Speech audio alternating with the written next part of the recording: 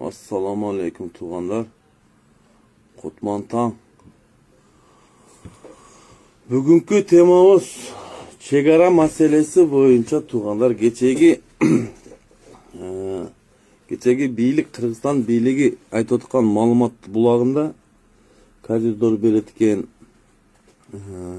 анклавды коридор берсе Үңкүртөөнү Өзбекстан береткен деген өздөрү таратып, кайта өздөрү мында орустар айтканда кайтарып алып, кайта толуктап дагы башка берип атат. Бул мындай болду туугандар, ачык эле айталы. Бөлүшөбүз. Группаларга бөлүшсөк туугандар, мындай болду. Ачык эле айталы. Бул элди улагына мындай көрөлчү, ушу элдин манайын көрөлү. Эмне болот экенде эле сынап көрдү да, булардын оючу. Мен ошондой түшүнүктүү калдым, себеби кийинкисинде толуктап киргизип, силер эли түшүнбөй калды. Ал жерде анклавга коридор ачылбайт, авиа каттамдары эле болот деп, эми азыр мына президент аппаратынын басма катчысы дейби, ошол айтып жүрөт, мына Байтерек дегенчи, Галина Байтерек. Ошону боюнча өздөрү толуктап жүрөт. Эми бизди кыргыз элин биз мындай чыкпаганда туугандар, ушу боюнча биз критика менен чыкпаганда туугандар, булар ошону кылмак да. Мына кыргыз элинин манайын текшерип көрдү дейли. Ошону манайын текшерип көрүп, не болот экен деп, кандай эмне десе болот экен деп текшерип көрдү да. Анан кийин элдер чыга баштады эле. Бул билет да, Үңкүртөө биздин жер экен, ал жер биздин жерибиз. Анан өзүбүздүн жерибизге ошол жерге кайта ошол жерибизге өзүбүзгө алмаштырса, мен билбейм, анда башкача болмок. Эми булар бул аппараттын, президент аппараттын кемчилдиги туугандар. Себеби бул айтышы боюнча, бул Байтерек мына катчысы боюнча, мына пресс-секретарь деп коебу, муну пресс-секретары. Да, катчы дейм, басма сөз катчысы деп айтылат бунучу. Бул Байтерек ошолго толуктап кетип атат. Ошол президент аппараты ката айтылган сөзүн кайта өздөрү толуктап, анан элге кайта чыгарып атат. Ошо президент аппараты адашып ошону сүйлөп атат. Эми билбейм бул эмне деген. Биз каякта базардабыз адашып сүйлөй турган. Өздөрү ошол булактарда берди. Өздөрү берди, ушундай. Өзбекстан да айтты туурабы? Өзбекстан да айтты. Ошондой Өзбекстандан сунуш түштү деп өздөрү айтты. Анан элди сынады булар. Элди сынап туруп эмне дейт экен деген, кандай болот экен деп сынап көрүшү дагы. Ошондо биз эл унчукпай калып кеткенде, булар ошону өткөзмөк турган. Ошону кылмак бу акмактарчы. Ошон үчүн биз кыргыз эли карап, эки көзүмен карап турушубуз керек булар акмактардычы. Бу акмактар ушул жерде кайсы деңгээлде, мамлекеттик деңгээлде ката кетирип жүрөт. Бул эми Галина Байтерек дегенди мен тааныбайт экен бул эжени. Эми бул эже ушундай пресс катчы болсо, эми мен билбейм бул аял кантип иштейт да, эле иши. Бул адамдын баягы эмне дейт, орустар айткан некомпетентный деп коебу ошондой туугандар. Эми бул өз ишин кылып атат. Бирок ушул жерде элди дүрбөлөңгө салып атпайбы? Булчу атайынчы дүрбөлөңгө элди салып туруп, элдин манайын текшерип атат буларчы. Бизди баягы эксперимент кылгандан өзүңөрдү тарткыла туугандар. Мына бийликке кайрылып кетейин. Ошол нерседен кайткыла туугандар. Мен азыр окуп чыгып, мына толуктоолор мына жатып, президент аппарат кайра токтоо киргизип дейт. Кыргыз тарап Өзбекстандын сок анклавын аба каттамдар гана ачууга даяр экенин кабарлады деп атат. Булар биринчи макул болгон да, ошентип айтып атат. Бизге мына Үңкүртөөнү береткен, биз коридор ачып берсек Үңкүртөөнү берет. Үңкүртөө Кыргыздын жери да ал. Ким айтты Өзбекстандын жери деп? Биз өзүбүздүн жерибизге өзүбүз алмашабыз. Кайсы дабдыр ошондой кылат? Мен түшүнбөйм ушул нерсегечи. Бул эми билбейм буларга кандай акыл үйрөтөр. Мен өзүм буларга акыл үйрөтөр, өзүм акылым буларга берип салат турам болдум буларгачы менчи. Уят да эми ушундай кылганычы. Канча элди дүрбөлөңгө салды. Канча деген адамды дүрбөлөңгө салып, кокой эле кокой buna жерди бул Садыр Абанын тарапташтары мактанат. О, чегаранын маселесин чечүүдү мына атасынын башына чечеби чегара маселесин. Колунан келсе чече, колунан келбесе эмнени чечет? Барып келди. Не болду? Барып келди. Допуну кийгизи, чапанды кийгизи, сүйүнгөн боюнча келе берди. Садыр Аба болуп эле Садыржан болуп калды го, Садыржан. Ким ошо баягы тарапташтар биз Адахан Кимсанбаевич өзбекче сүйлөп койсо, Адахамжан кылып алыңар эле, эми абаңар допуну кийип туруп, чапанды кийип койду го, эмне болду биягы? Кандай болду экен биягычы? Эфирди бөлүшөбүз туугандар. Эфирди бөлүшүп кетебиз.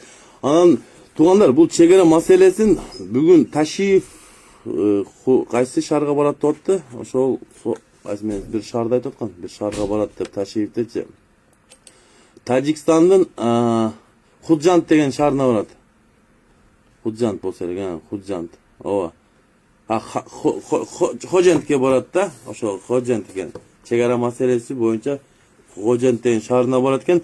Эми буну карап туруш керек туугандар. Бул ташап абаздагы, бул камчап абаздагы эмнени чечип экен азыр барыпчы. Булардын сюрприздери кыргыз элин мурда Атамбаев балп деп сүйлөп койсун корсок, эми булардан чегара маселесин бир никто чечип койбосо экен деп коруп калды туугандар. Ушуларды карап туралы туугандар. Мына эфирден бергендерди карап не деген маалыматтар чыгарат экен туугандар. Анан ошол жерде эми бул кишиге ишенип берилди чегара маселеси. Бул киши кандай чечет? Эми бул кишинин чечкенин көрүп атпайбыз туугандар. Бул камчап абабыздагы мына кечеги Баткендеги Аксай, Көкташ айылындагы жерлер, Алабукадагы жерди, ошо Алабукадагы жерди Сузактагы жерге алмаш. Булар бир нерсени мучит этет да, мен негедир түшүнбөй атам бул нерсегечи. Бул нерсе бир нерсени мучит этет. Эми булардын кылганын убакыт саат эл тараза дейт. Эл тараза тарыхта жазылып турган нерселерди кылып атат буларчы. Бирок буларды эстен чыгарбаш керек. Ошо эле Садыр Абам, ошо эле камчап абам эстен чыгарбаш керек. Убагы келет, жооп берген күндөрдө келет. Кечеги Конституциянын долбоору, жаңы долбоорун алып беришти депутаттар. Ошо 94 депутат кабыл алып бериптир ошону. Эми мен кыргыз элине чакырып кетет элем, ушул конституцияга каршы добуш бериңиздер.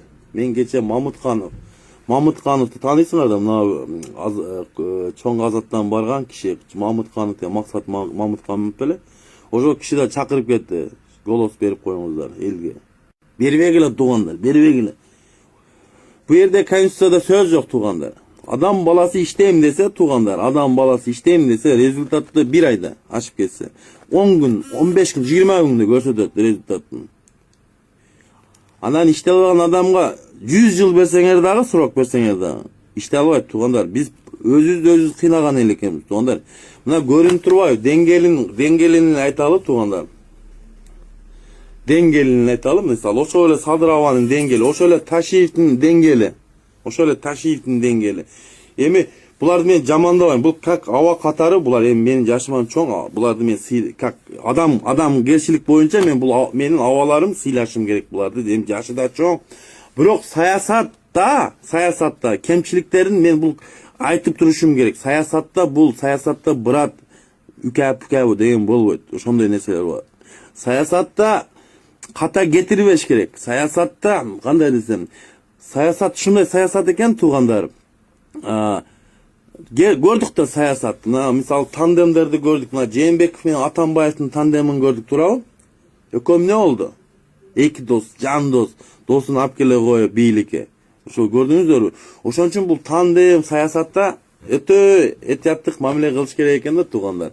Бул өзү жеке кызыкчылыгын ойнобой, ошо элдин кызыкчылыгын, мамлекеттин кызыкчылыгын ойлогон адам, мисалы өзүнүн жеке амбициясын жеңген адам, эгоизмин жеңген адам, ошондой элди башкарат деп ойлойм да. Анан аяктагы баягы өч алуу эми азыр мына Сегизбаевди камады, например. Сегизбаевдин камашы ошо өч алуу эле болду да турган. Ошондой эле мага көрүндү. Мисалы, Сегизбаев өч алуу боюнча отурат. Ачык эле айтайын. Ошо саясий маанайда камады. Себеби убагында ошол ÖKMKнын төрагасы болуп турган Сегизбаев Садыр Абаңарды камаган. Ошол эле, мен башка оюм жок. Андан кийин кечеги Душка деп коет. Кайсы ким эле атын деле унутуп атам. Душка. Ол деле саясий маанайда камалып чыкты да кечегинде. Себеби ошо Ташиев менен анау алтын брат бар эле баягы Челюст деп коет. Ошо Садыр Абаң үчөө урушуп кеткенде, ошондо бул Душка кармап берип койгон экен Ташиевтичи. Ташиевди кармап берип койгон экен. Ошон үчүн бул ошого отурду. Болсо башка кандай түшүнсө болот? Эми кече чыкты, 2 ай отуруп чыкты дагы сразу. Бирок мен Душканы мен тааныбайм бул кишини, бул братты эле тааныбайм. Бул кишини эми кечеги 94 депутаттын арасында булар дагы бар экен. Ошо эле Челюс бар экен, ошо Алтын экен, ошо эле Душка бар экен. Көрдүк 94 депутат. Эми элестетсеңер, ошо 94 депутат мисалы. Ошо эле 94 депутат. Ошо Атамбаев Конституцияны Текебаев каршы чыккан, Текебаев каршы чыкты эле, Атамбаев Конституцияны өзгөртү. Ошо эле колдоп берген туугандар. Эми кандай түшүнсө болот? Ошо өзгөрү парламентский башкаруу болуп жүрүп эми булар эми кайта президентский башкаруу көтөрүп, бул 2-3 позицияда болуп кетет да туугандар. Булардын менин оюм боюнча туугандар, булар өз ыктыяры менен колдоп берген жок. Мен эми билишимче буларды зордуктап, коркутуп, мына вор менен, Коля вор менен коркуткан окшойт. Буну мен ачыгын айтайын, Садыр Абаңардын крышасы она Коля вор. Ачык айтайын, эми буну мен вор катарда санабайм, себеби Кыргызстанда вор деген болбош керек туугандар. Мына Кыргыз мамлекетинде вор деген ислам динине жакын адамдарда бизде вор деген түшүнүк болбош керек туугандар. Мен ушу Кыргыз элин чакырып кетсем, ол вор, мына положение, ондой нерселерди жок кылышыбыз керек туугандар. Биз мындай жакшы коом кура турган болсок, өнүккөн коомдордо мындай да, өнүккөн мамлекеттерде мындай вор, закон, положение, черный, морный деген болбош керек туугандар. Буларды биз өзүбүз даңктап, өзүбүз бийикке чыгарып коюп атабыз да туугандар. Мен ушу бийлик дагы, бул жерде бийликтин дагы алсыздыгы. Бул бийлик ошо ворсуз биштеке кыла албай калды. Мындай айтканда, ошо мыйзамсыз вор дейбизби, эмне дейбиз, мен түшүнүгүм силерге жалпак тилде айтып кетейин туугандар. Бул ошол черный мир деп коесуңарбы, же кара мир деп коесуңар, кандай болсун? Ошолор мамлекетке 10 жыл мурун эксперттер айткан, ошолор кирип келет, мамлекетте ошолордун адамдары иштейт деген, ошо мал келди туугандар. Мындай айтканда, биз ошо черный мир деп коебузбу, ошол воровская жизнь деп коебуз, эмне деп коебуз, мен да ачык эле айтайын туугандар. Ошолор биздин мамлекетти баскынчы кылып басып алды, мына ачык эле айтайын. Эми биз булардан тазаланышыбыз керек. Азыркы болуп аткан сценарий, мына мисалы, азыркы болуп турган сценарий, мына азыр ошол эле Коля Кыргызды камап, кайта үй камагына чыгып, Райымды камап, оны клиникага чыгарып, бул просто саясат болуп атат, ушундай саясат болуп атат, бизди улакка расчет этип атат. Самым деле буларды суранышты. Мына ошол эле Райым миллионду суранышты. Ака, бир 2 ай отуруп бериң. Коля ака, сиз да бир 2 ай отуруп бериң, мына элди тынчтып алалы, эл унчукпай калсын депчи. Onu баягы госбезопасностьта жүрбөдү беле кеченде Жээнбековди Дүйшөнов беле ким беле фамилиясы унутуп атам. Агабыз бар эле, бул спектакль болуп атат. Баягы ворду барып, автоматтар менен барып, алып чыкпады беле бир зданияга, бизнес центрге кирип. Ошо туура айткан ол кишинин. Ошонун сөзүнө биз ишениш керек эле, көбү ишенбей калды. Самым деле бу жерде спектакль, сценарий, жакшы сценарий түзүлгөн, ошо менен иштеп барып атат. Мындай сырттан караганда ошо, булар мына күрөшүп атат, булар мындай кылып берди, булар мынча кустур жүрдү. Эчтеке кылган жок. Мен мисалы лично Райым менен 2 миллиард төлөгөндө да көргөн жокмун. Факты керек. Кана переводдор жок. Ошолор элге чыгып көрсөтүш керек. Мынанча акча которду Райым менен 2 миллиард төлөйт деп аткан беле. Мынанча акча, мына счетто мына суммада келди. Аны эмне кылышты? Жок. УКМКга Сатурниктерине 10 үйдү берди, онтип, мынтип, кулакка тепти кыргыз элин ишендирди дагы. Эми бул Райым миллионду, Райым акабызды саясатка алып келип атат туугандар. Мына ачыгын айтайын, Райым миллион саясатка өзүм келбесем мени саясатташтырып экен деп өзү Райым миллионду даярдап атат эми туугандар. Ачык эле айтыш керек анычы. Ошон үчүн биз мына акылдуу эл деп боркер эл, кыргыз эли, ишенчек эл экенбиз. Эми кайдыгер карабалы деген да туугандар. Эми бир күн болсо баары күнү баары өлөсүң. Ажалың келсе бир күн өлөсүң. Эми баягы биздеги айткан сөз бар да, баягы мыйзамсыз, баягы несправедливый деп коебу, орустар айтканда. Ошондой нерсе болсо унчукпай отурганыңыз бул туура эмес туугандар. Эртеңки акыретте барганда да жооп бересиң. Мен айтам да, мисалы, сурайт да аны Алла Тааламда сурайт да, неге сен садырабаң мынантка кылып атканда сен унчукпай отурдуң эле десе, мен айтам да, жок, мен айтканмын убагында. Садырабамы мен 2 жол соттогон адам, зектегем айтканмын, сен кылып атканың туура эмес деп айтам да. А силер эмне дейсиңер ошондо? Силер эмне деп жооп бересиңер? Биз унчукпай отурдук дейсиңерби? Мен айтам, акыретте мен айтам, мисалычы, ошол нерсеничи. Мен ушу эл, кыргыз элин канып, ичип жүргөндөргө мен каршы чыкканмын. Алла Таалам. Мен ошолорго каршы чыгып, ушу элге түшүндүрө албай койгон, бул акмактар, бул мошенниктер деп айтам да мен ошону, туурабы? А силер эмне дейсиңер? Силер унчук албайсыңар, силер унчукпай отургансыңар себеби. Акырет деген бар. Акыретте жооп берген күн келет туугандар. Азыр жооп бербесең, акыретте жооп бересиң. Ошону түшүнгүлөсүздөр туугандар. Колуңан келбесе дейт, баягы айтат да, колуңан ушу адилетсиздикти көрүп турсаң, адилеттүүлүк кылам десең, ошону колуңан келсе мушту менен ура албасаң, жардам бере албасаң, жок деген сөз менен айт дейт. Болбосо бирөөгө жардам берип туруп, ошого айттыр дейт. Ошондой нерселер бар да туугандар. Кийин баягы пожар болоптур да, мисалы, пожар болотса, өт чыйып кетти. Анан кийин баягы кумурска оозунан сууну алып, жаныбарлар суу ташып өчүрөттүр. Анан бир маалда караса баягы кумурска кетип атты. Баягы бир речкага барып сууну алып, анан баягы карап туруп, сураптыр да бирөө келип. Сен эмне кылып атасың десе, суу бар өчүрөйүн деп. Эми сенин оозуңа канча суу батат десе, анан ошол кумурска айтыптыр да, эми мындай тууган дептир. Алла Таалам сурайт дептир. Ошондо сен жардамың тийди эле ошо өрт өчүргөнү.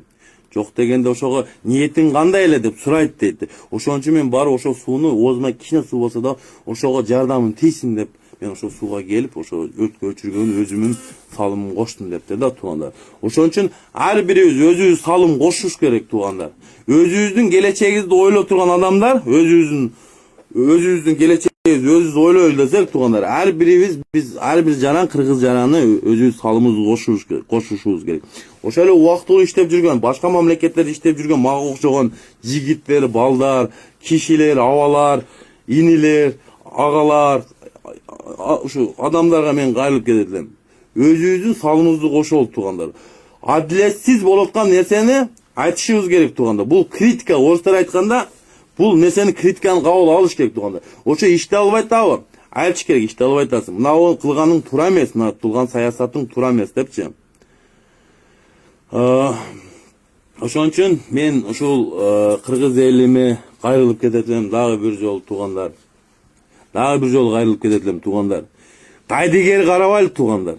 Эми ажал келсечи тамак жеп деле өлөсүң туугандар. Ажал келсечи мына тамакты жеп атып деле өлүп калат да адам баласы. Анан ушунчалык баягы мына 6 президент, 6-чы президентти тандаппыз азырчы. Мен бул президентти тааныбайм. Силер тандадыңар. Ким тааныгандар болсо, ошолор тандады. Ошолор мен айтып кетет элем да, кийинки келечекте кандай нерсе күтүп турат мен билбедим, бирок өтө оор болот туугандар. Себеби азыр эле көрүп турабыз, азык түлүктүн баасы 1 литр май 150 сом экен туугандар. Bir kap undun 50 kilogramlık unlu kap 1800, 1900, 2000 ken. Avia katlamlar boyunca biletlerinin bası tuğanlar. O şöyle Bişkek, Moskva 60 bin, 50 bin ken tuğanlar. Bürok Moskva Bişkek uçatır Ramazan 14 bin, 16 bin, 15 bin. Кандай көз карашта каласыңар мен мисалы. Ошого эмнеге үн чыкпай турган ошо элибиз. Эмнеге үн чыкпай отурасыңар? Ошого чыгып талап кылып, ошо антимонополия ишканасынын жетекчисине кайрылып жок дегенде эмне карап турат булар? Ошо эле Садыр Абаңар эмнени карап турат? Элдин кыйналганын карап турат. Ошо конституцияны кое туруп, элдин көгөйүн чечип, анан конституцияны өткөзөмүз. Азыркы мыйзамсыз отурган депутаттар менен эмес, жаңы шайланган парламентте келген депутаттар менен долбоорун ошо жерде обсуждение кылып, элге чыгарып жок дегенде, ошо элде бир жыл ошол обсуждение болуп, мындай айтканда ошону чечмелеп, элге түшүндүрүү жүрүп, мындай башкаруу көрсөк мындай болот экен, башкарууда мындай болот экен, мындай башкарууда мындай болот экен деп түшүндүрүп келсе, ошо элге не конституция болсун туугандар, элге вообще кызыгы жок. Ачык эле айтайын. Ал ошол отурган азыркы мыйзамсыз отурган президентке, мен тааныбаган президентке байланыштуу мен сиздерге айтып кетейин. Ол адам буга окшогон 100 конституция өзгөртпесеңер да колунан эчтеке келбейт. Мен айтып атам го. Бул абанын колунан эчтеке келбейт. 100 жыл убакыт берсек деле колунан эчтеке келбейт. 10 жолу конституцияны өзгөртпесек деле колунан эчтеке келбейт. Иштейм деген адам 10 күндө результатты көрсөтөт. Бул адамдын бийликке келгенине 6 ай болду туугандар. Бийликти басып келип, басып алганы 6 ай болду. Эмне кылды? Не иш кылды? Ошону айтып калчы. Силер ошону суроо бергилечи. Не иш кылдың? Кыла турган иш кылдыңбы? Эмне кылды? Бул киши кылган иштери мен санап кетейин туугандар. Келди дагы бийликке. Кумтөр улутташтарам деп жүрбөдү эле. Алтын калбай калды деп. Туурабы? 1. Райым камалат дедилер, Райым чыкты. 2. Эмне иш кылды? Дагы бир иш кылыптыр. Ташиевке генерал лейтенант намын берди, не эрдигине берди. Не эрдигине берди ошо эрдик. Не бир эрдик кылдыбы? Мен көргөн жокмун Ташиевдин не эрдик кылганын.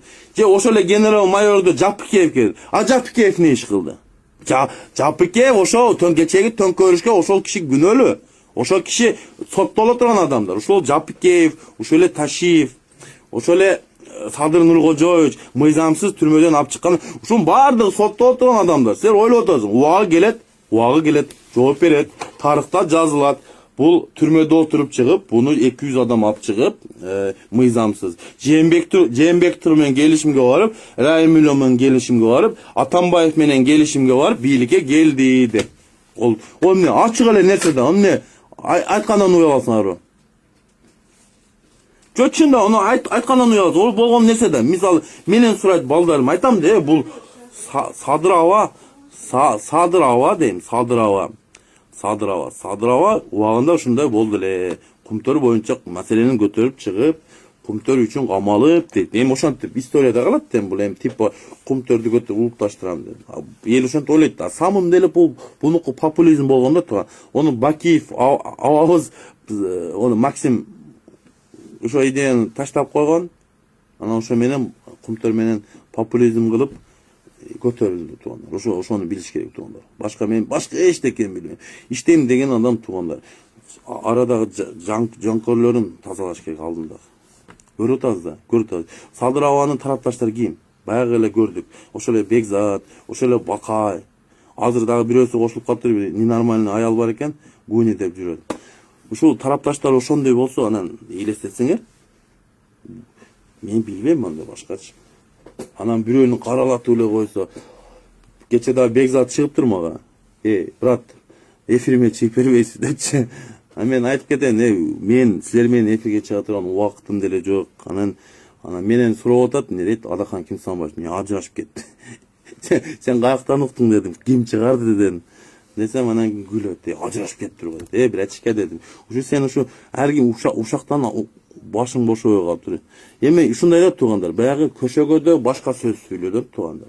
Силер ойлоп атасыңар, ошол эле Бекзат, ошол эле адамдар чыгып бирибиз менен сүйлөшүп турабыз, ачык эле айтайынчы. Ошол Садыр Абаңарды колдогон Бекзат, башкалары болсо баардыгы менен сүйлөшүп турабыз. Көшөгөнүн аркасында сөз болот, обязательно, ошону билип коюңуздар. Элге башкача мааниде сөз жеткизет эфирде. Мындай эфирден тышкары башкача сүйлөшөт. Ошону билип коюңуздар. Саясатчылар да ошондой болот. Ошону мен сиздерге айтып кетейин. Элге башка сөз сүйлөт, көшөгөдөн чыгып алып башкача сүйлөшөт саясатчылар. Ошону билип алыңыздар. Ошон үчүн туугандар, эфирди бөлүшүп кетебиз дагы. ошол эфирим бир дәрс кыла турган болсун дагы туугандар, ошо ар бир жаранга жетсин туугандар. Мен сиздер менен Бекиев Эмиль Маликович, Куда кааласа баардыгы жакшы болот. Тынч болуңуздар.